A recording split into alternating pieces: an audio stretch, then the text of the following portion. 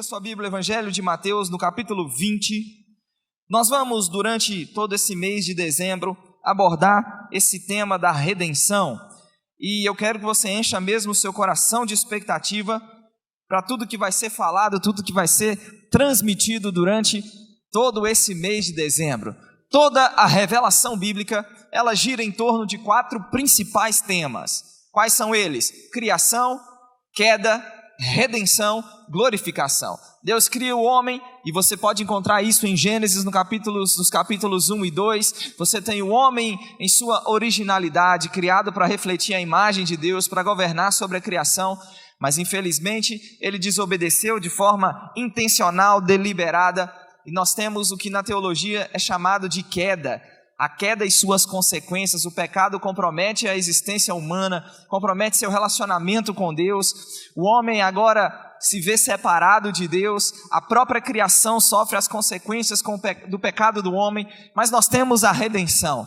O Deus que se fez homem em Jesus Cristo, se identifica com a nossa condição, é o nosso substituto, e Ele vem para nos redimir. Irmãos, tão ampla e tão vasta é a redenção, que você vai olhar e vai encontrar na palavra de Deus diferentes termos para descrever aquilo que Deus fez em Cristo por nós. A Bíblia diz que fomos reconciliados, a Bíblia diz que fomos justificados, a Bíblia diz que o nosso pecado foi propiciado, a Bíblia diz que nós fomos regenerados, ou seja, nascemos de novo. Mas não para por aí, a Bíblia também fala da nossa glorificação na vinda do nosso Senhor Jesus Cristo, a ressurreição dos mortos, a transformação dos vivos.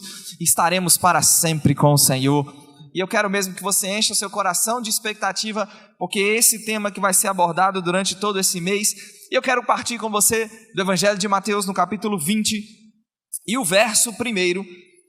Todos chegaram lá? Eu vou ler na Nova Almeida e Atualizada, Mateus 20, verso 1. A Bíblia diz: porque o reino dos céus é semelhante a um homem dono de terras, que saiu de madrugada para contratar trabalhadores para a sua vinha. E tendo combinado com os trabalhadores o pagamento de 1 denário por dia, mandou-os para a vinha. Qual foi o valor combinado? 1 denário por dia, que era o equivalente, era o salário equivalente a um dia de trabalho, 1 denário.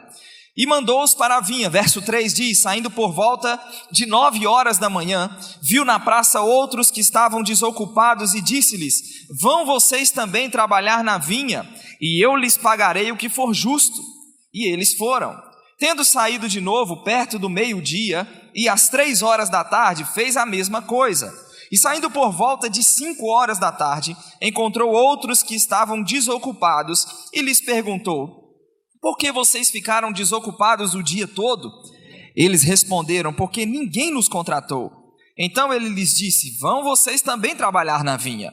Ao cair da tarde, o dono da vinha disse ao administrador: chame os trabalhadores para pagar-lhes o salário, começando pelos últimos, indo até os primeiros. Começaram por onde o pagamento? Pelos últimos, ou seja, aqueles que haviam sido contratados, perto do fim da tarde, às 5 horas. Então, começando pelos últimos, indo até os primeiros. Chegando os que foram contratados às 5 da tarde, cada um deles recebeu 1 denário. Ao chegarem os primeiros, pensaram que receberiam mais. Olha que detalhe importante. Pensaram que receberiam mais, porém também estes receberam 1 denário cada um. Mas, tendo recebido, começaram a murmurar contra o dono das terras, dizendo: estes últimos trabalharam apenas 1 hora, e você os igualou a nós. Olha que detalhe importante. Você os igualou a nós, que suportamos a fadiga e o calor do dia. E então o dono disse a um deles: amigo, não estou sendo injusto com você. Você não combinou comigo trabalhar por 1 denário? Pega o que é seu e saia daqui, pois quero dar a este último tanto quanto dei a você. Uau! Será que não me é lícito fazer o que quero com o que é meu? Ou é mal aos seus olhos se eu sou bom? Assim os últimos serão os primeiros, e os primeiros serão os últimos. Irmão, pensa num texto é um daqueles que sempre mexeu comigo na minha caminhada. E quando eu digo mexeu comigo, não era por me deixar impactado, uau, que texto abençoador. Não, é porque eu não entendia a parábola. O texto começa com o Senhor dizendo que o dono das terras saiu de madrugada a contratar trabalhadores. Então a Bíblia diz que, tendo combinado um pagamento, mandou-os, o pagamento de 1 denário, mandou-os para a vinha. Aí o texto fala de gente que foi contratada às 9 horas, gente que foi contratada perto do meio-dia, gente que foi contratada 3 horas da tarde, gente que foi contratada 5 horas da tarde. Chegou a hora de prestar contas, chegou a hora de pagar. Começa pelos últimos e paga o mesmo 1 denário que foi combinado com aqueles que foram chamados, convocados às 9 horas da manhã. E estes primeiros esperavam que fossem receber mais. Porém, eles não receberam mais, receberam mesmo. O texto deixa claro que eles foram igualados, os últimos foram igualados aos primeiros. Vocês estão comigo, pessoal? Os últimos foram igualados aos primeiros, e a Bíblia diz que o dono das terras diz: eu quero dar a estes últimos tanto quanto dei a vocês. É mal aos seus olhos se eu sou bom? É mal aos seus olhos se eu sou bom? Sou bom em que sentido? Igualando eles a vocês? Dando exatamente o mesmo? A primeira coisa que eu quero que você entenda é que uma leitura superficial do texto pode nos levar a interpretar de forma errada o que Jesus está ensinando ou querendo ensinar nessa parábola. Se eu penso que Jesus está falando de galardão como nós a conhecemos, eu tenho um enorme problema. Quantos sabem que a Bíblia fala de galardão? Quantos sabem que com a vinda do Senhor Ele promete, Apocalipse 22, verso 12, com Ele está o galardão. Ele diz: eu venho sem demora, comigo está o galardão que tenho para retribuir a cada um segundo as suas obras. A Bíblia promete recompensa pelo nosso serviço. A Bíblia promete galardão, recompensas pelo nosso trabalho. 1 Coríntios 15, 58, Paulo diz: sede firmes, inabaláveis, sempre abundantes na obra do Senhor, sabendo que no Senhor o trabalho de vocês não é vão. Amém, pessoal? Então a Bíblia fala de trabalho, de serviço, e fala de galardão como resultado do trabalho. Então, se eu leio de forma superficial esse texto, eu imagino que Jesus esteja falando desse momento onde na sua vinda seremos galardoados. Porém, o texto não está falando disso. Por mais que pareça, não é sobre isso que o texto está falando. Porque se o texto realmente estivesse falando sobre galardão, nós temos um problema com 1 Coríntios capítulo 3. E eu vou voltar em Mateus 20, mas vá lá comigo em 1 Coríntios capítulo 3.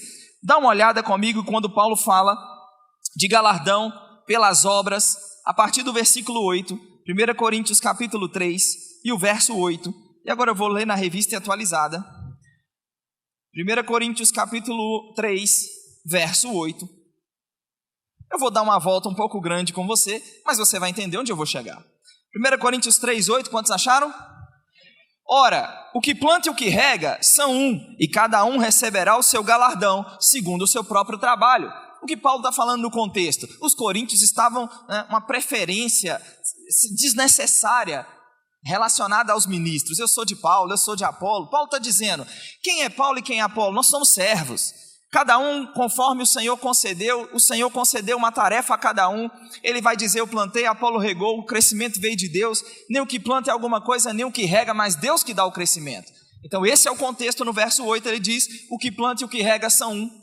Cada um vai receber o seu galardão segundo o seu próprio trabalho. De Deus somos cooperadores, lavoura de Deus, um edifício de Deus nós somos. Continua lendo o verso 10.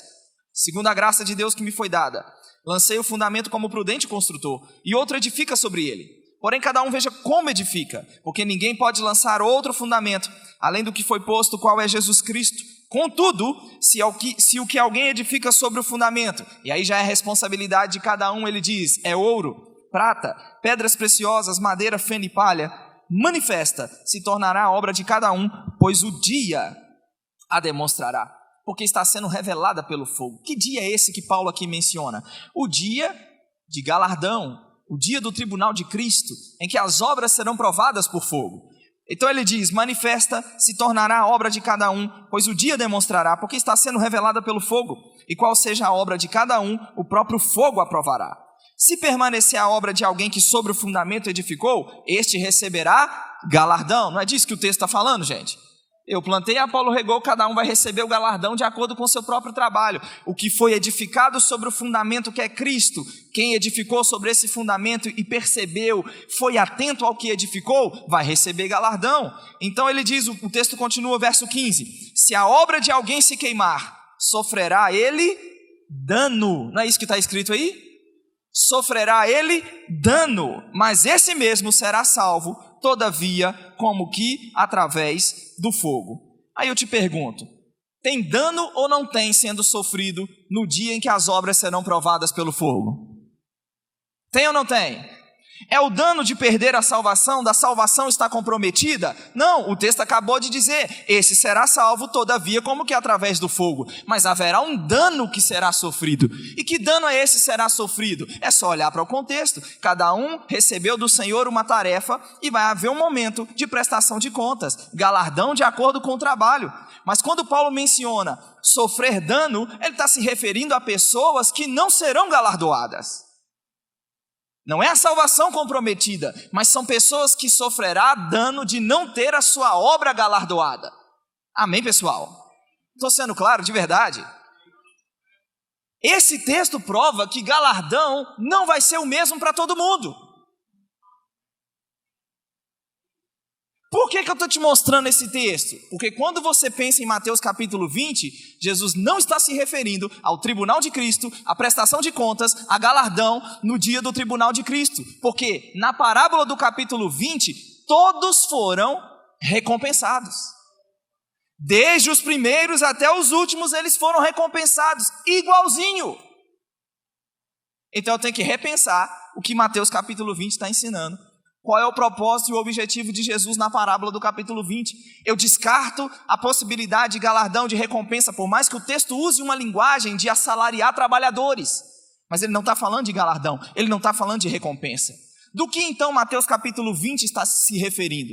O que significa os últimos igualados aos primeiros? Basta você olhar para o contexto do Evangelho. João Batista aparece no deserto da Judéia, a capítulo 3 de Mateus, pregando o batismo de arrependimento, dizendo ao povo que cresce naquele que vinha depois dele, a saber, Jesus. A Bíblia diz que fariseus e saduceus vinham ao batismo, e Jesus diz a esses fariseus e saduceus: vocês precisam produzir fruto digno de arrependimento, e vocês não podem começar a dizer, por vós mesmos temos por pai a Abraão. João Batista diz, Deus pode suscitar filhos a Abraão destas pedras.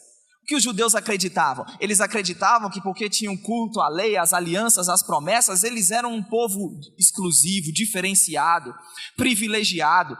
E não só isso, eles achavam que o simples fato de serem descendentes físicos de Abraão automaticamente deveria garantir a eles a bênção e a salvação. E João Batista fala para eles, vocês precisam produzir fruto digno de arrependimento, porque se não produzirem fruto digno de arrependimento, vocês serão cortados e lançados no fogo. Jesus vem e é batizado, amém? Vamos recontar a história. Jesus vem e é batizado por João Batista.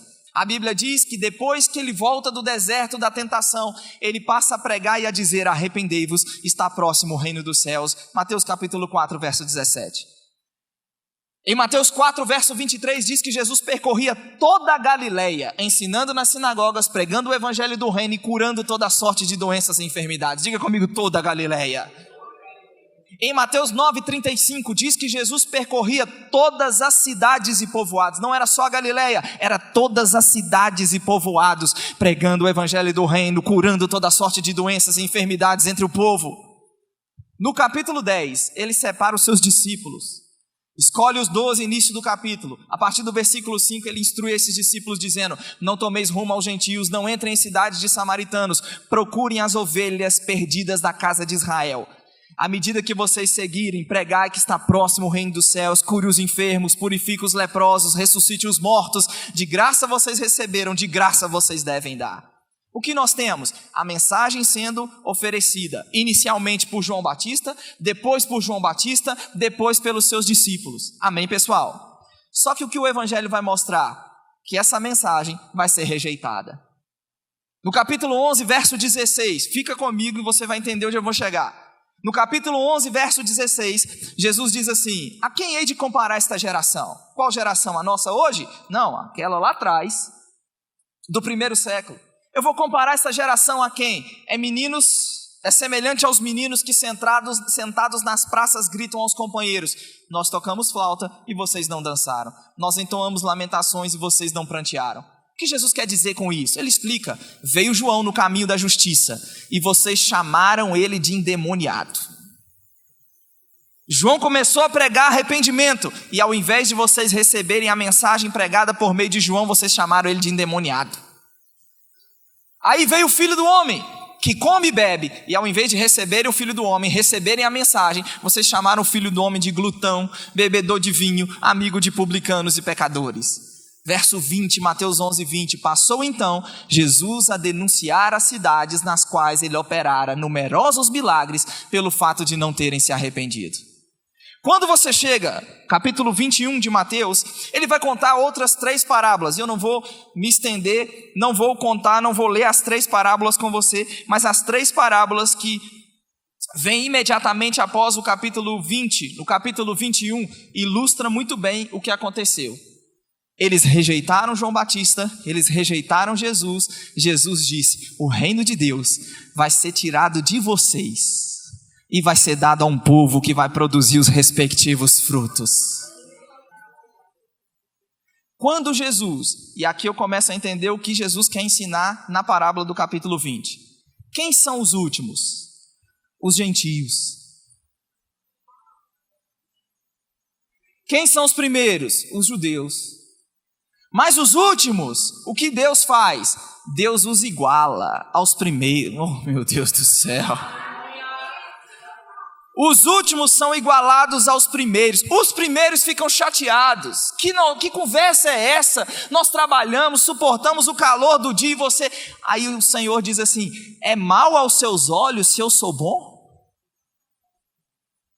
É mal aos seus olhos se a bondade de Deus se estende para além das fronteiras judaicas e alcança o mundo gentio, alcança aqueles que não eram povo, alcançam aqueles que não tinham alianças. Isso é tão sério que quando você vai olhar para Atos capítulo 10, Pedro está lá em Jope, esperando a refeição, vai orar. Deus dá uma visão para ele tem um êxtase, ele vê um lençol sendo baixado diante dele, com toda sorte de animais, e uma voz dizendo: mata e come. Ele diz: bom judeu ortodoxo, jamais coloquei coisa comum ou imunda na boca. E a voz dizia: não considere comum ou imundo aquilo que eu purifiquei.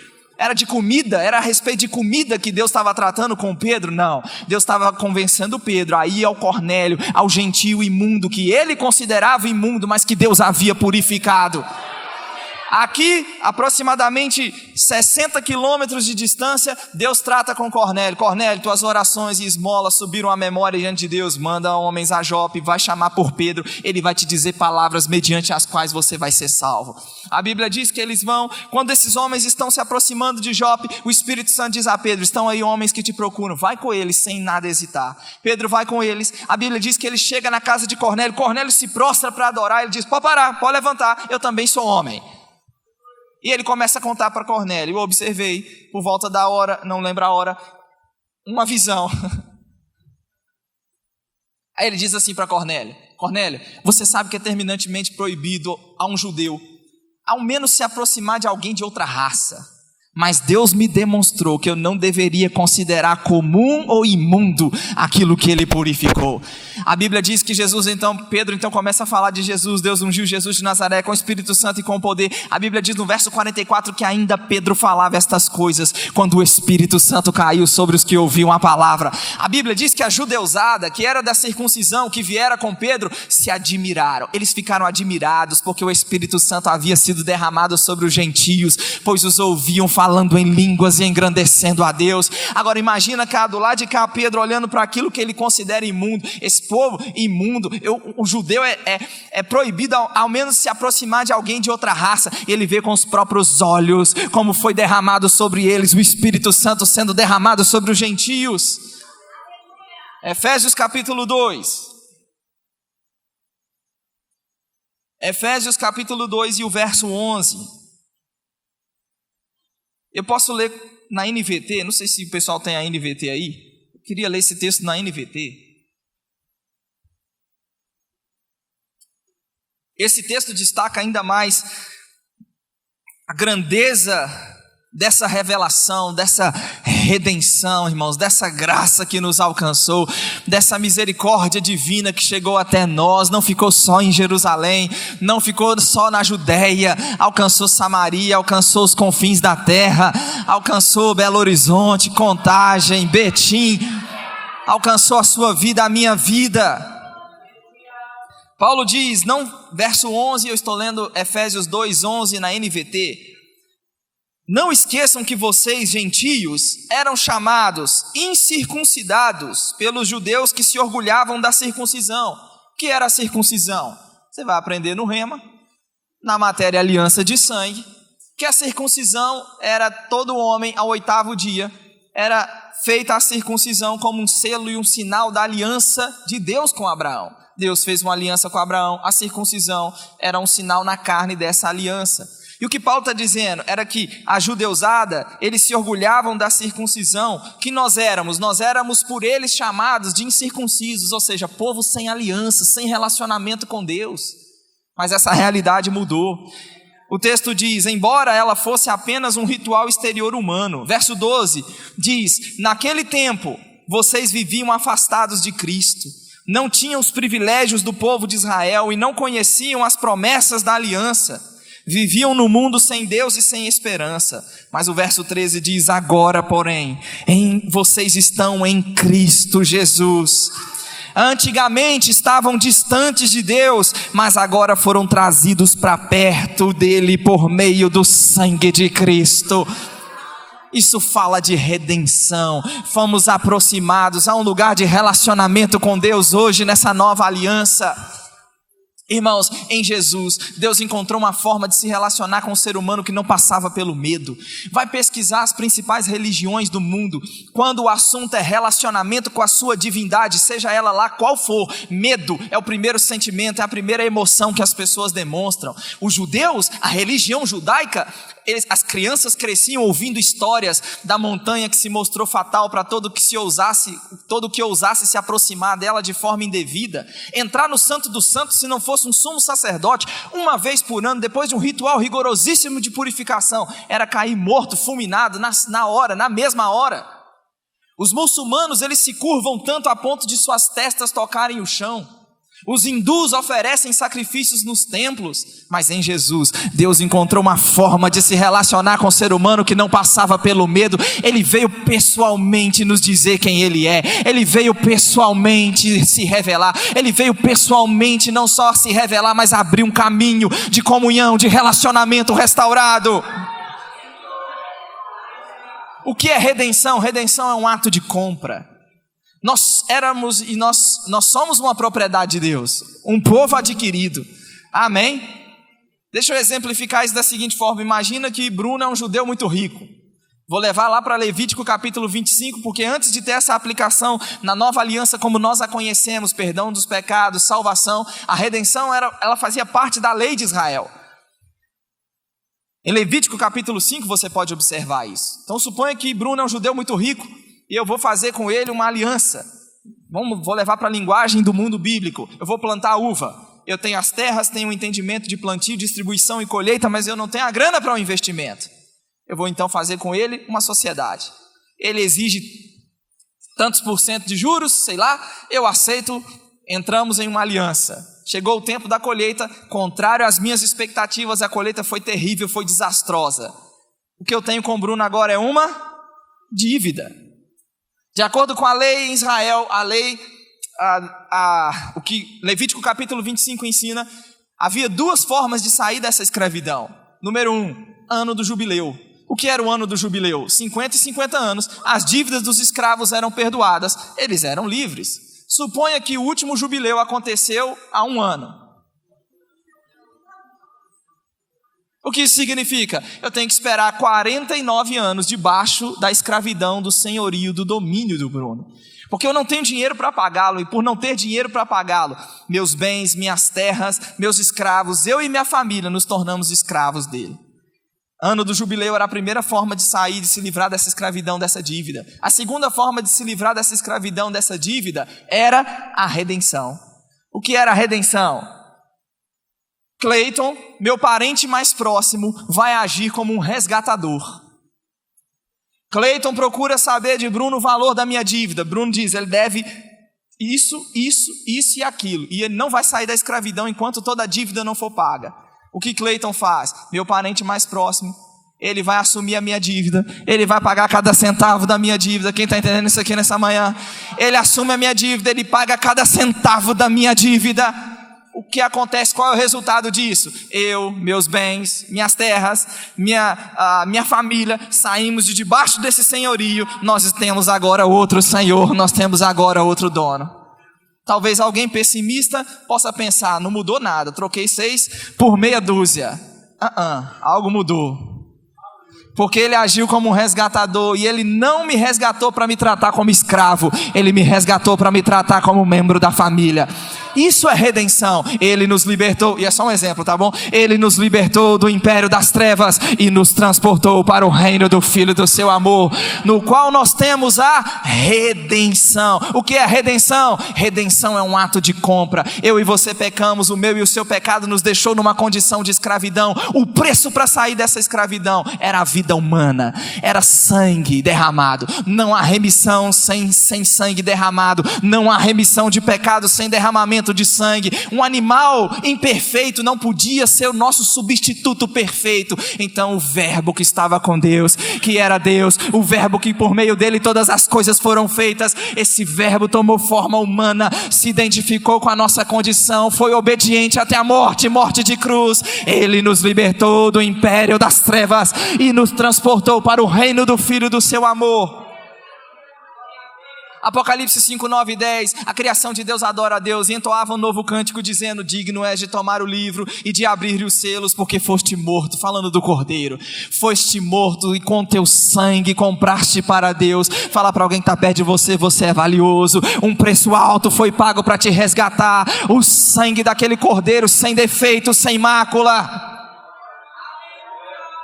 O que Paulo está dizendo? Nós éramos gentios, sem aliança, sem circuncisão, chamados de povo sem aliança, mas agora nós estamos em Cristo Jesus, nós fomos trazidos para perto, nós fomos aproximados pelo sangue dele.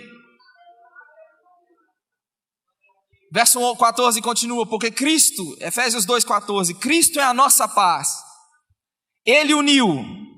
Aí você entende agora a parábola do capítulo 20. Ele uniu judeus e gentios em um só povo, ao derrubar o muro de inimizade que nos separava.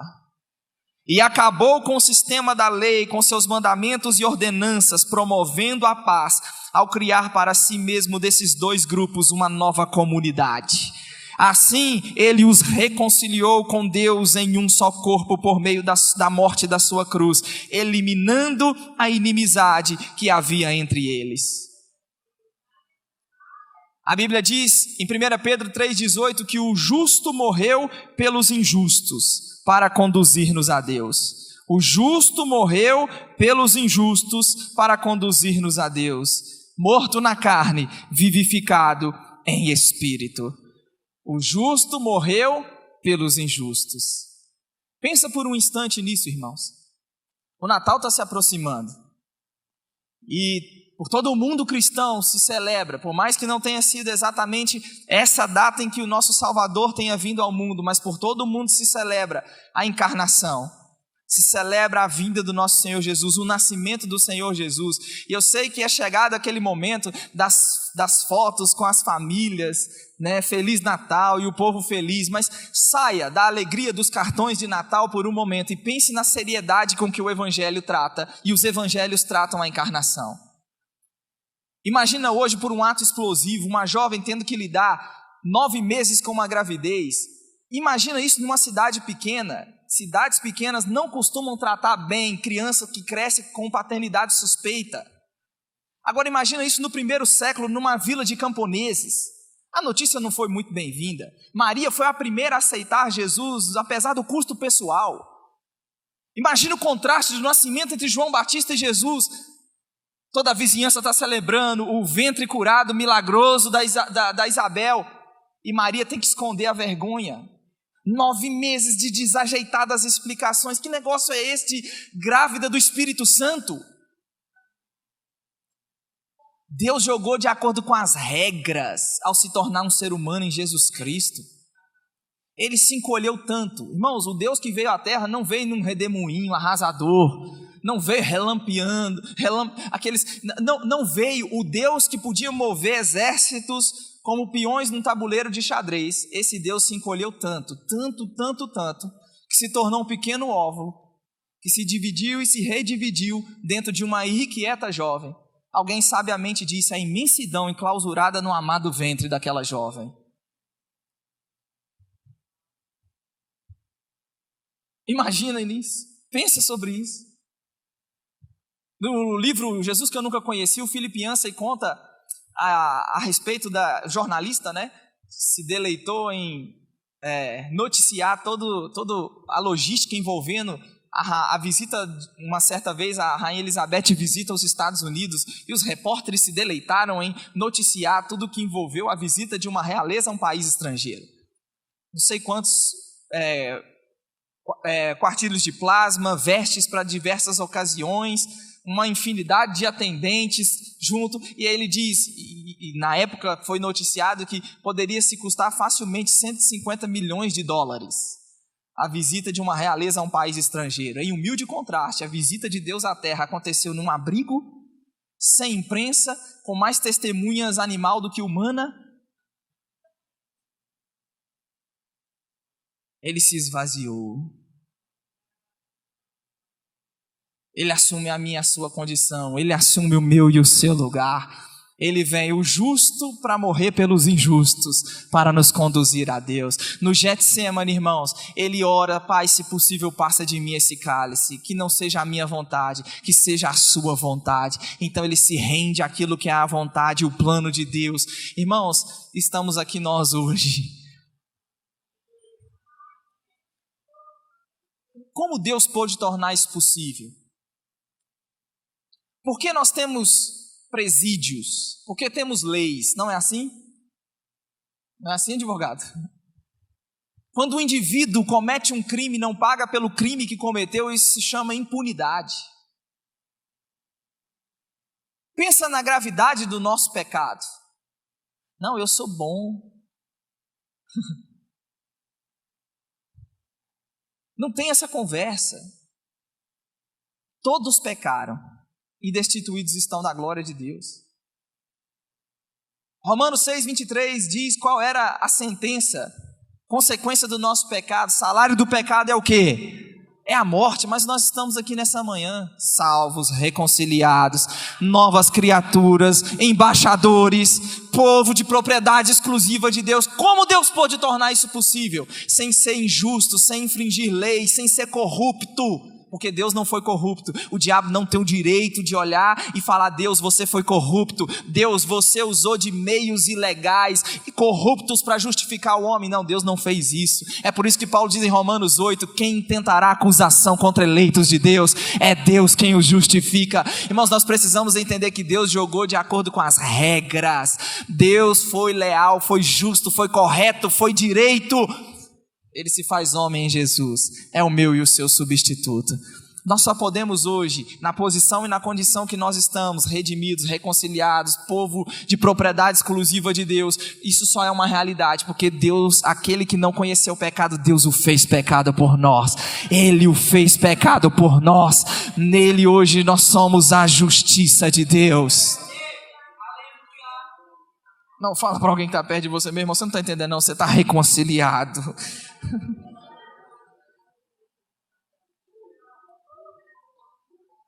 Se você volta para a parábola do capítulo 20, eu vou caminhar para encerrar nela de novo.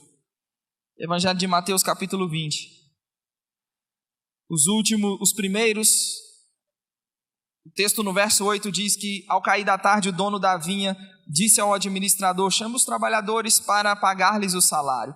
E começa pelos últimos, indo até os primeiros. Chegando os que foram contratados às 5 da tarde, cada um deles recebe 1 denário. Ao chegarem os primeiros, pensaram que receberiam mais, porém também estes receberam 1 denário cada um.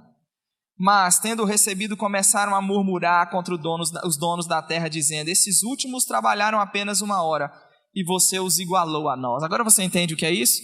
os gentios, sem aliança, sem relacionamento. Agora nós somos povo de Deus. A mensagem nunca foi, o plano de Deus nunca foi exclusivo para Israel. Deveria ter começado por eles deveriam ter recebido a mensagem, serem os portadores da mensagem, mas eles rejeitaram, não quiseram. O relacionamento e o tratamento de Deus é Deus com Israel. Vai haver um tratamento ainda futuro de Deus com esse Israel, por amor aos patriarcas. Eu e você, a gente não tem nada a ver com isso, amém? Pelo contrário, Paulo diz que nós devemos temer, não nos ensoberbecermos. Que se Deus tratou com os ramos naturais, não poupando eles, Ele também não vai nos poupar. A gente precisa considerar a bondade e a severidade de Deus, amém? E ele diz, para conosco a bondade de Deus, se nela permanecermos, de outra sorte também nós seremos cortados. Então é o tratamento e o relacionamento de Deus com Israel, o seu povo. Ok, pessoal? Nós, os últimos, fomos igualados. Aí olha o que o texto diz. Então o dono disse a um deles, verso 13, amigo, não estou sendo injusto com você. Você não combinou comigo trabalhar um denário? Pega o que é seu, saia daqui, pois eu quero dar a este último, tanto quanto dei a você. Será que não me é lícito fazer o que eu quero com o que é meu? Ou você ficou com inveja porque eu sou bom? A revista atualizada diz, é mal aos seus olhos porque eu sou bom? E eu e você, irmãos, precisamos entender que Deus estendeu a sua bondade. E essa bondade nos alcançou. Agora pensa por um instante comigo. Seu escritório de trabalho é a avenida principal. Tarde da noite, clientes aparecem. Ela está maquiada, saia curta, salto alto. Cada carro que se aproxima, ela se exibe, inclina-se com uma postura provocante. Nas esquecidas, ela exibe-se a si mesma como mercadoria. Você a convidaria para fazer parte da sua família? Não responda, só pense. Número 2. Para ele, dinheiro não é problema. Sempre foi, na verdade, uma obsessão. Dólares guardados na Suíça, sonegados nas Ilhas Caimã, espalhados pelas contas de centenas de laranjas. Você convidaria alguém assim para jantar na sua casa? Não responda, só pense. Rezas eram o ambiente de sua casa. Textos do livro sagrado foram decorados. Sua liderança influenciava outros a serem radicais como ele. Os rebeldes e desobedientes não deveriam ser tolerados. Ele ia de cidade em cidade, procurando infiéis para matar. Você daria o microfone para um homem como esse? Não responda, só pense. Será que convidaríamos, no primeiro exemplo, essa prostituta para fazer parte da família? No segundo exemplo, o publicano para sentar à mesa para jantar com ele? No terceiro, o perseguidor e assassino para pregar na congregação? Deus responderia com sonoro sim. É mal aos nossos olhos se ele é bom? Eu vou repetir. Deus responderia com um sonoro sim. Ele fez da prostituta Raabe uma participante da árvore genealógica de Jesus. Ele convidou a si mesmo para sentar na casa de Zaqueu, o publicano. Ele fez de Paulo o assassino e o transformou, e a graça de Deus o transformou em o apóstolo dos gentios. Nenhum deles merecia, nós não merecíamos, mas fomos alcançados pela graça de Deus. E essa bondade e misericórdia que nos alcançou, Paulo diz aos Coríntios, nós somos hoje ministros da reconciliação. Não deve ser mal aos nossos olhos se ele é bom para com esse mundo lá fora. E nós somos o veículo, o instrumento através do qual devemos estender a outros essa bondade e essa misericórdia que nos alcançou. Você recebe essa palavra nessa manhã? A Bíblia diz que não há salvação em nenhum outro nome, dado entre os homens, importa pelo qual sejamos salvos. No nome de Jesus tem salvação. A Bíblia diz que ele levou as dores e as enfermidades. Estava sobre ele, pelas suas pisaduras nós fomos sarados. No nome de Jesus a cura, no nome de Jesus a libertação. Sua vida não precisa ficar debaixo de opressão de espíritos malignos, de atuação de espíritos malignos, não. No nome de Jesus, há batismo no Espírito Santo, há revestimentos de poder. Como diziam os nossos irmãos da quadrangular, como que é? Quem foi quadrangular aí? Jesus salva, cura, batiza, e qual que é o quarto? Voltará. Esse Cristo voltará. E até que Ele volte, tem salvação disponível e sendo oferecida. Até que Ele volte, tem cura para ser experimentada no nome dEle. Até que Ele volte, tem batismo no Espírito Santo para ser experimentado.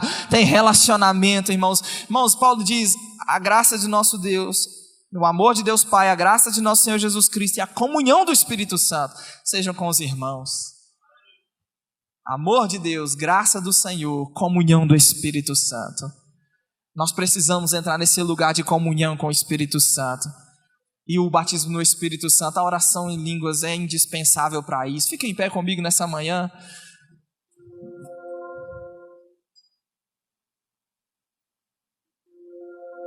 Jesus salva, cura, batiza e Ele voltará. Quando Ele voltar, não há razão para batismo no Espírito Santo. Quando Ele voltar, não há razão para cura. Para que cura em corpos glorificados, transformados, salvos? Isso é para ser experimentado hoje. Por isso eu quero orar por você nessa manhã. E nós cantamos sobre isso. No nome dEle, o inferno treme. E nessa manhã há uma possibilidade. Eu não sei, as pessoas às vezes falam, por que vocês convidam para aqueles que querem render suas vidas a Cristo? Porque a Bíblia, Jesus diz que quem confessá-lo diante dos homens vai ter o nome confessado diante do Pai. É algo que você pode fazer no seu lugar pessoal, sua oração individual, claro que pode ser feito. Mas imagina ter o nome confessado diante do Pai. Olha, você me confessou naquele dia, diante daquela audiência, está aqui o seu nome confessado diante do Pai. Mas você talvez está aqui nessa manhã, algum mal no seu corpo, Jesus também cura. É o mesmo ontem, é o mesmo hoje, será o mesmo eternamente. Ele também batiza no Espírito Santo. Você pode sair daqui nessa manhã falando em línguas, cheio do Espírito Santo. A redenção proporcionou isso, a redenção tornou isso disponível. Por isso eu quero orar por você que nunca fez Jesus seu Senhor. Lembra do exemplo do Bruno e do Cleiton? Nós temos agora um novo Senhor. E confessar Jesus como Senhor é exatamente reconhecer isso. Ele é meu dono, porque Ele me comprou. Eu pertenço a Ele. Minha vida agora vai ser devotada a obedecê-lo, a se submeter, a me submeter à vontade dEle. E alguém que nunca fez nessa manhã Jesus Senhor, ou talvez você mesmo afastado da comunhão, afastado desse ambiente dos santos, dos salvos, você nessa manhã foi alcançado. Essa manhã é para você. Essa manhã é para você. E você não vai sair daqui o mesmo. Tem alguém nessa manhã?